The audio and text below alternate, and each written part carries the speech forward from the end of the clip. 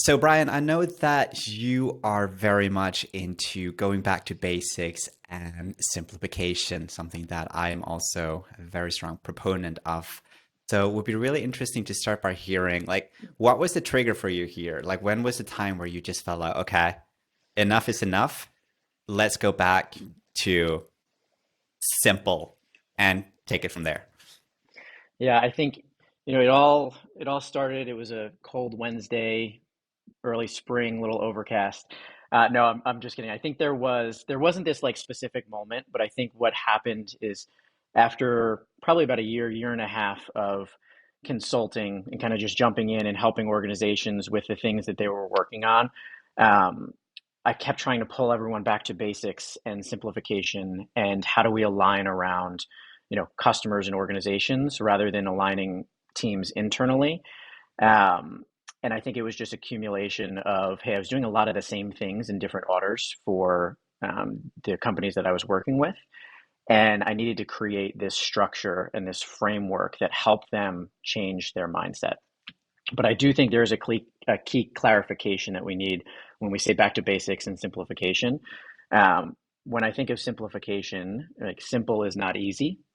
Simple is actually the harder route, and it's taking a complicated process or system or whatever that might be and editing out the things that aren't needed based off the stage that we're at and making it simple and smooth and going back to getting that really honed in on how we go to market from there. So I would say it wouldn't be an aha moment or like one point in time, but accumulation of watching organizations struggle with, the same things and figuring out a way to shift their mind into a different way of thinking about it.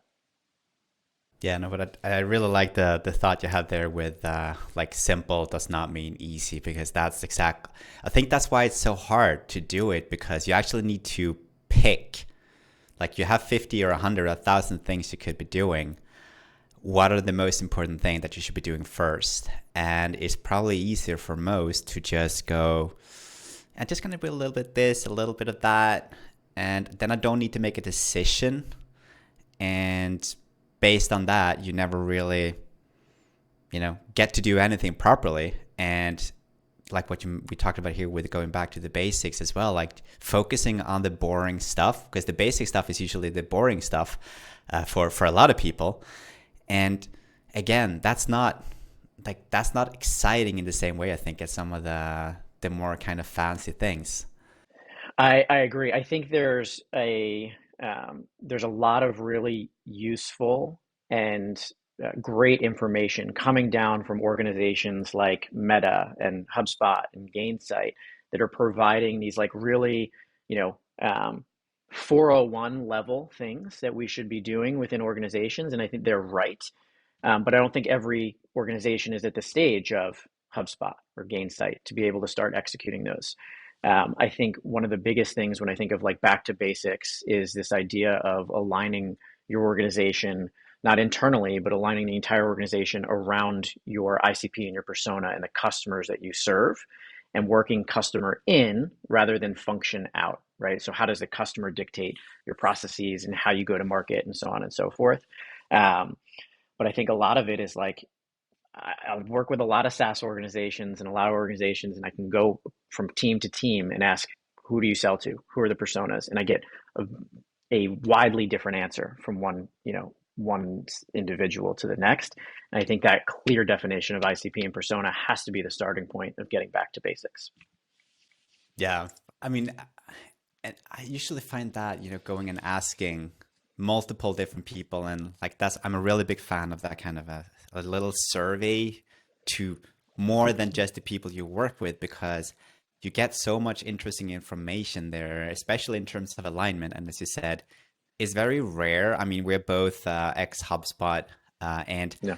the kind of alignment that HubSpot, like, of course, it's not the only reason. They had amazing product market fit, they had a good product, they solved the right kind of Right. problem, but there was so many things in there that HubSpot did really, really well that is Hmm. still super viable also. And I like that also with what you mentioned with Meta and Facebook. So for a lot of the smaller companies, like don't copy what HubSpot is doing now, maybe, but copy what they Yeah. did 5 years ago because there's a lot of good stuff in there as well. And they really got a lot of the basics right. Um, And the Well, personas, Andreas, yeah, if we go back to the personas, right? We were yeah, both ex HubSpot. We are thousands of miles away. I'm located here in the Midwest in the US, and I can guarantee. Do you remember HubSpot's personas? Do you remember who they yeah, were? like marketing Mary, sales Steve, and owner Ollie. Exactly. And I can guarantee you, you go to the 7,000 employees that HubSpot has right now. I'll put 90% of my money that 80% of the people at HubSpot can name those exact personas that you did, right? And we're across the globe in different areas, but it was so naturally ingrained in the organization that we all know the pain points, what the day in the life of that persona looks like in the organization. And I feel like, and I want your opinion, like a lot of the organizations that I work with, the persona in the ICP it almost feels like a throwaway exercise because they want to get to, I want attribution reporting and I need sales funnel metrics and closed source to track back to where I put my money and things along those lines. And no one knows who they're selling to, right? You go ask 7 different people on the sales team and they're all giving you a different answer of who they work with and who they sell to. Right. And I think that's where you go to this 401 stuff that, the Facebooks and the HubSpots and things of the world talk about. And they didn't start there, right? They're there now, but we need to get back to basics based off where you are as an organization. And that's just knowing who your customer is, right? And ingraining that, and I call it finishing the swing into the organization of taking those personas and really building your whole organization around them. Yeah, no, but I do agree that persona, I mean, very classic. Also in the old agency I worked with, that was more kind of a traditional inbound agency. Like everyone had a persona from before because they knew they were going to do it, and it was always a case of, yeah, we created it, we never looked at it again, and then we did a new persona.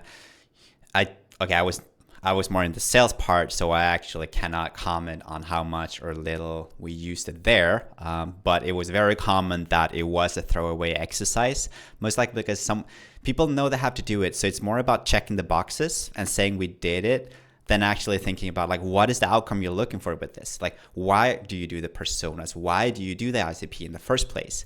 Is it to tick a box, or is it actually to looking from a customer's perspective, how can we create a really good journey for the specific people we want to talk to, daring to not talk to everyone? And I think that's another thing as well with the communication and positioning. That's a whole different topic. But companies are so afraid to be specific in their communication because they think, if I don't address every single pain point that everyone have, like, we have imagination. Like, if I see a chat tool, like, I can think about use cases for that you don't have to specifically write about. So just because you don't write everything doesn't mean that you lose everything, but it also means that you're just confusing if you try to cover everything. And if your persona is everyone, and your mission is sell to everyone and solve everything, it's not very specific and not very useful. Yeah. What's what's the saying? Sell to everyone, sell to no one, right? You need to.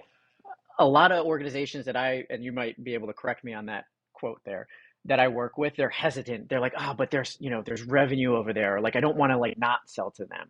Um, and I understand that there's this natural instinct of fear of missing out on like the potential of the opportunity or the revenue that could be there.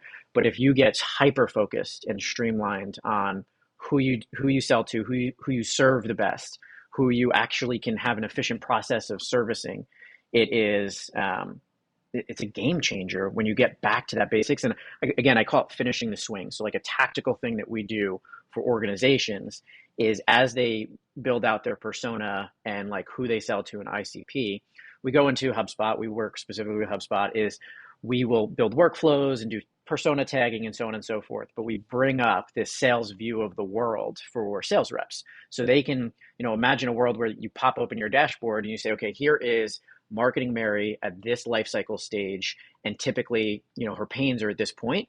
Enroll in this sequence or send this specific messaging, and now they can block and tackle based off that persona and ICP getting operationalized into the organization. Um, but this brings up another point that it kind of goes back to my aha moment of like where things, like how to articulate this. So there's a tennis book. Are you a tennis player? I really miss playing tennis. It's one of the things that I have such cravings for. Really?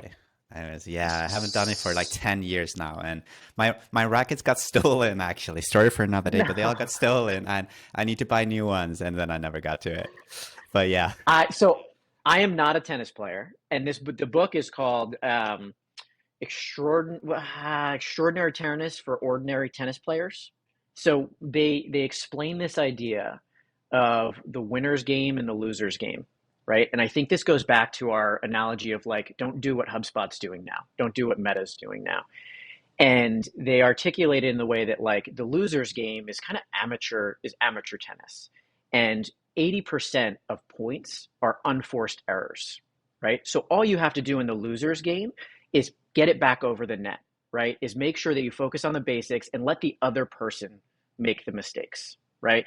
So you don't want to create those unforced errors. And I think of that of like when you're starting out is understand your customer. Just get the right message to that right person at the right time, right? You don't have to have these like beautiful shots like Serena or anything like that. And then when you get to the winner's game, right, 80% of points are made off these like masterful shots, right? You're past the basics and things like that. But your winner's game is you have to execute with absolute precision and like these shots that nobody else in the world can create. That's the HubSpots, the Salesforce, the Metas, that they're there, right? You should not be going and trying to make these beautiful shots. That's where you're going to have an unforced error, where you need to understand what game you're in, which is the loser's game for how they phrase it, and make sure you get the basics done. You execute with discipline and consistency. You let the other people make the errors, right? You let the other startups in your world try these masterful shots and fall and miss, right? And then outlast. That's where I think that was. Sorry, go ahead. No, go ahead. Fire. That was like my aha moment of like, that's a really good way to phrase it. Like, I think a lot of organizations don't know which game they're playing, right? They're playing the winner's game when they should be playing the loser's game and focusing on just get the ball over the net, right? Just get the ball back over the net. So that helped me understand or kind of put in my mind like a frame of like, where are we? What should we be focused on like this very detailed attribution reporting at this stage? Probably not. We should be building the foundation that we can report on that stuff. But what we're prioritizing, right? If we do everything, we do nothing well. So what we prioritize right now is ingraining the persona, getting that customer lifecycle journey fully built out and understood, matching our messaging, matching our outreach with that. And I think it's understanding that you're starting off in the loser's game, making sure you don't make these unforced errors. Yeah, no, I think it's there's so much truth in what you're saying there, and I kind of like the losers game analogy there because I mean it's you can get really far. I remember when I was younger and you had it's called gneta in Swedish where you just loop the ball. It's like super kind of you just throw it over the net back. Like you're like 13 and less, the people who did that game, they were killing it, and it was so annoying because they just got it back and you made the forced error. So it was really like that, and I was evidently not playing in the top leagues, and it won and I lost those games. Yep. The games you Yep. were winning were when the other player tried to do better shots than you and they tried to make the cool shots. Works every now and then, but it's not a Yes. Gineta. What was it? gneta. I hope that doesn't mean Gneta. anything horrible in another language. If so, I apologize. In Swedish, gneta, that's that. Yeah. I don't actually know the actual meaning, but we called it that. But also, I Okay. like the thing you mentioned there with like in HubSpot, the personas, the basics, and because hmm there's so much things people are very focused on. Oh, we are only using 10% of HubSpot. I'm like, fantastic. Why do you want to use the other 90%? Like the question Yep. shouldn't be how can we use all of HubSpot? It should be like what are we again? Who are we trying to sell to? What are we trying to do? Yes. What's the outcome we're looking for? What is the stuff that we need that will get us 80% there? Let's make sure we get Yes. that right first. And for me, some of those things, I mean, like attribution reporting, freaking free text. How did you hear hmm about us? let's just do that first before you start with Yeah. categories and fancy attribution models. Like, just ask that question. When a sales Hmm. winning a deal or losing a deal, just ask the question, why did we win it? Why did we lose it? And if you can combine that with what you mentioned with a dashboard helping the sales rep, because in the end, CRM is one of your products as a company. It's a freaking Yeah. key thing that you're building your business around. The sales reps Yes. is the customer. If the sales rep is not using the tool, like, it's your fault. It's okay. Oh, Sometimes it's a sales rep who's horrible, but most of the time the sales rep is not sold on your product and they can't see why they should use it. So they have their spreadsheet. yes. Yep.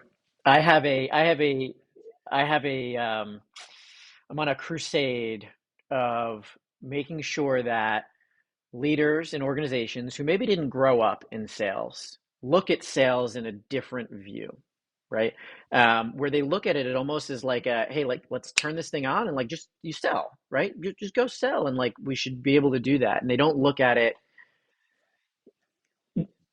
exactly. And I think there's a lot of times I'll go say like to a CEO, I'll be like, well, what part of the organization did you grow up in, right? And some of them will be like a product. And I go, how long does it take to stand up a product organization, right? Like how long does that typically take? Oh man, it's comprehensive, right? You have this, you have your systems, you have your all these different things associated with it. And I go, that's the same with sales. But just because we don't know what those systems look like because you didn't grow up there does not mean that it doesn't exist, right? You don't just plug a person in and they start selling for you. So I think we have to take the same care and rigor with the sales org that we do with other organizations within the business and provide them, and this is where I'm kind of looping back to the CRM side, provide them enablement and training and learning. And we need to invest in sales rather than just looking at sales as a ATM machine that's supposed to provide the organization money, right? You need that investment into how do you do this? How do I set up my organization appropriately to operationalize a go-to-market strategy for them to make them want to go into CRM? They need to pop open the dashboard, have a view of the world, and understand who's the right person to reach out to, what's the messaging, and how do I get into more conversations? Or a lot of times when I was selling at HubSpot, I'd be in a conversation with my manager, we'd be listening to a call, and they pause and they'd be like, Brian, like, who are you talking to right now? Like, who is the persona, right? And be like, well, it's Mary, right? Because we knew the persona so well. And they go, okay, talk to me about Mary in general. Like, let's leave this conversation alone. What are Mary's typical pain points? And go through them, whatever it might be. It's like, why don't we start asking questions of things that we know are general pains, right? To start opening up this conversation a little bit more. Because Mary was driving our conversation into like this little rabbit hole, right? And it helped me understand, okay, I know who the persona is. It's being ingrained in my one-to-one, right, with my sales manager and being translated into how I run my calls, right? And I think that's finishing the swing on a persona of like fully getting that ingrained, and then also giving these dashboards of like what messaging to what individual at what portion is in, or at what point in their customer journey is another way to continue to finish that swing on an ICP persona, basic stuff, get that right and continue to execute. And that's the thing with that as well, what you mentioned, like it's again going back to the basics, because what you're focusing on there is like, what are the top 3 or 4 problems that this persona typically have?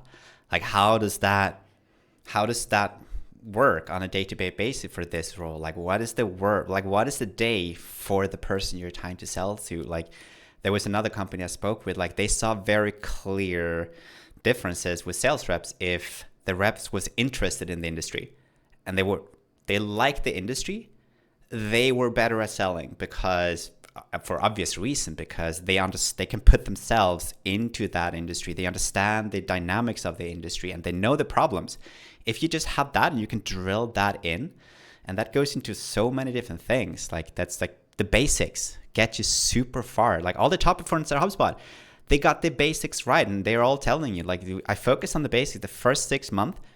Go by the rules. Go by the book. Don't try your fancy shit yet. Go by the rules. After 6 months, a year, maybe then.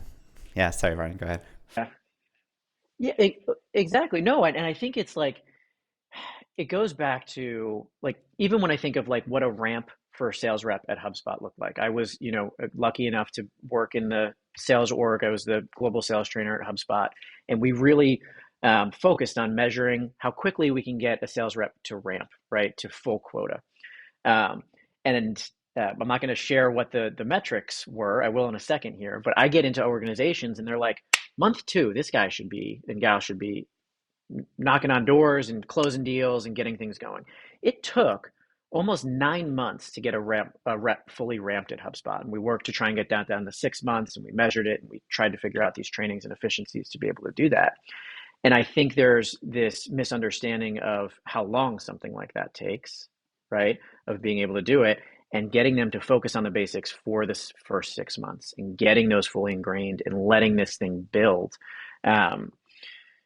and not overcomplicating what this does and putting pressure on the sales rep to try and achieve in a place where they shouldn't be achieving at a certain point in their career. But I digress from the main topic that we were talking about. But no, well, like we've done that quite a bit already, so I think let's just keep that rolling. So one thing, I mean, as well, like with the sales, like we talked about here, and we also talked about the 401 versus the 101 of complexity. It's also like selling. I'm sure you remember when starting to sell at HubSpot, for example, the first minute was trying to repeat HubSpot multiple times and spell out the name, and everyone around you were like, HubSpot, HubSpot, HubSpot, HU.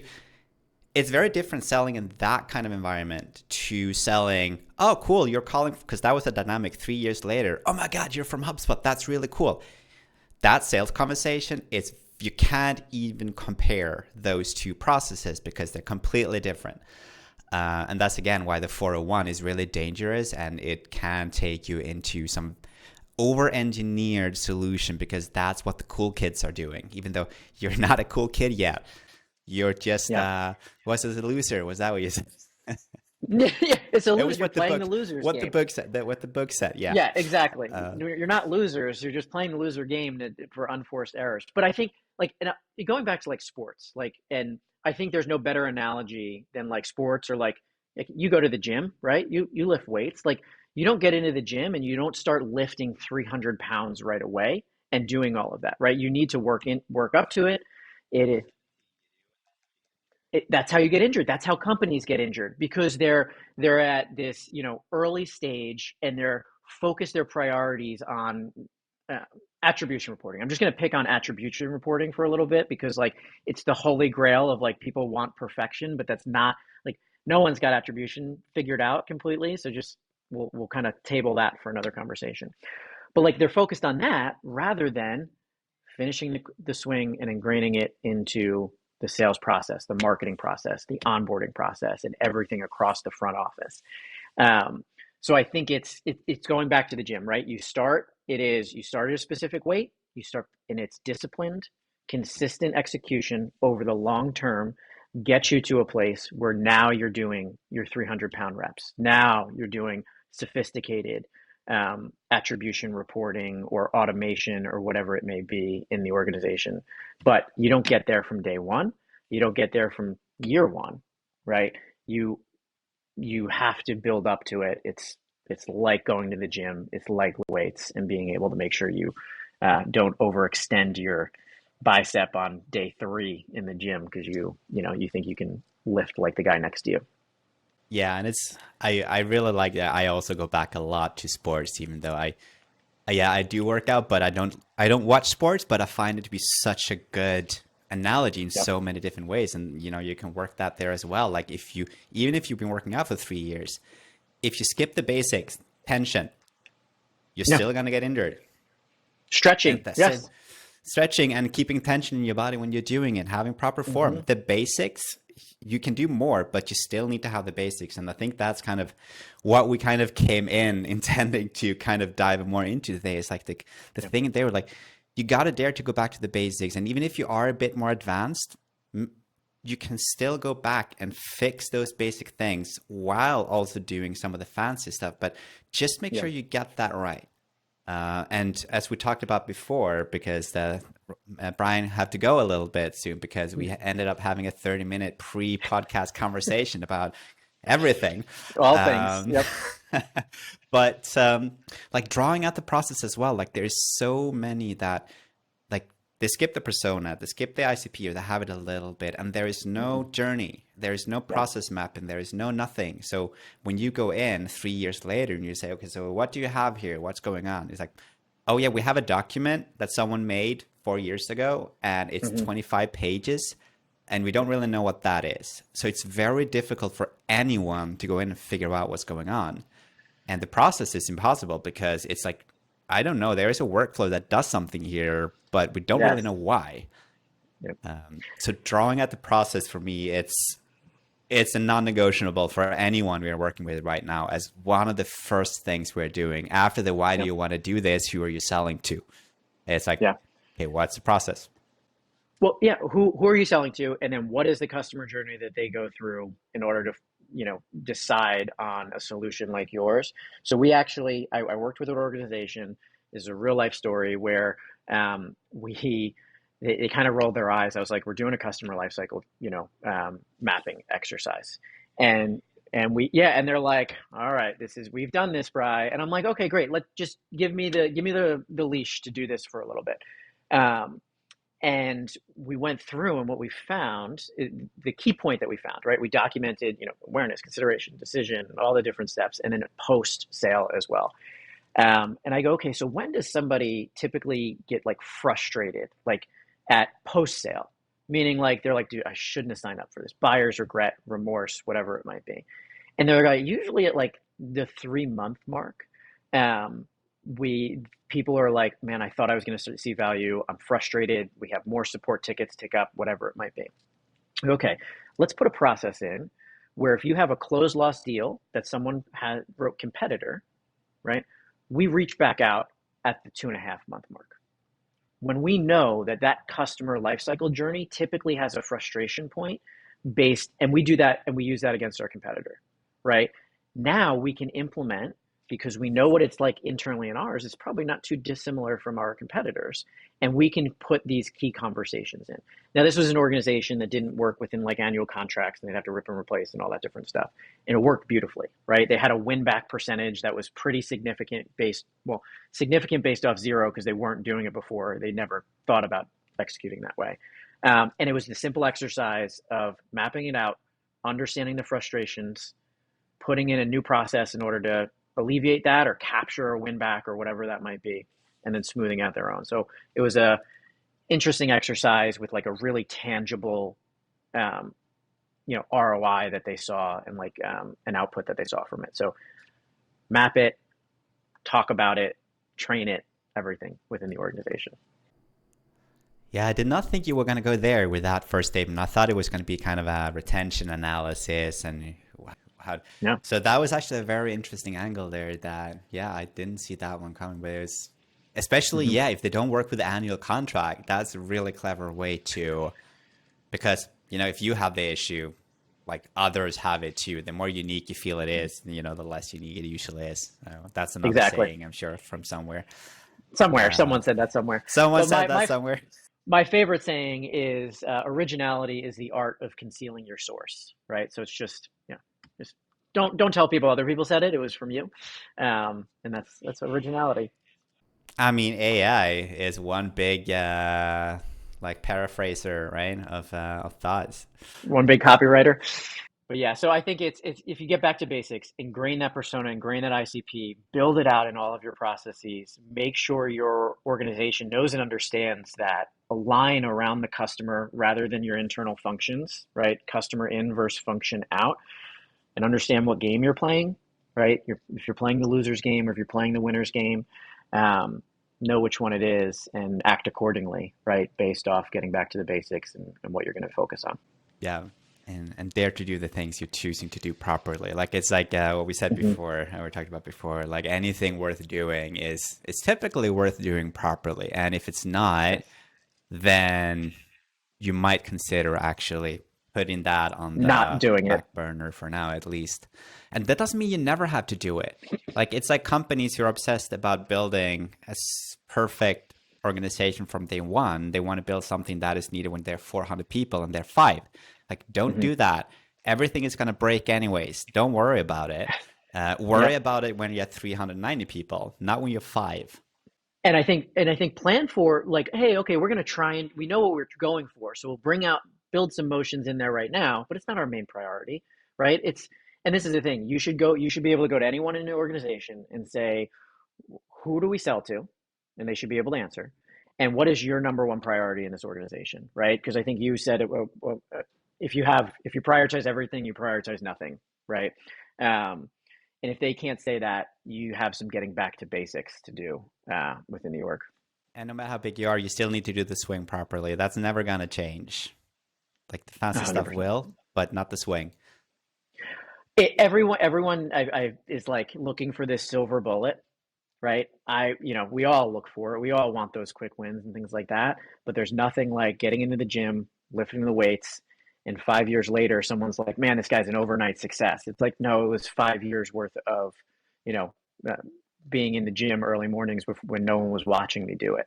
It's the same thing with it was 5 years of reaching out to the right people and building that awareness at the right time, and then finally, people started to pay attention and we started to get it, and we built those basics into the organization.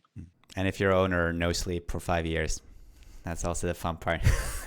But Brian, I think you are starting to get late here, so let's just round out with final question that we yeah tend to ask everyone here as a final little piece of thought.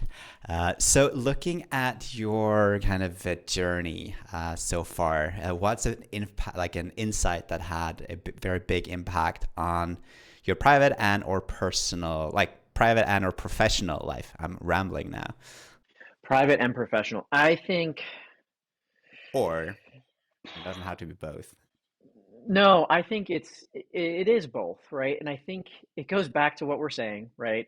Throughout the whole podcast is the more it's not about me, right? It is the more I put myself in somebody else's shoes and understand that, right?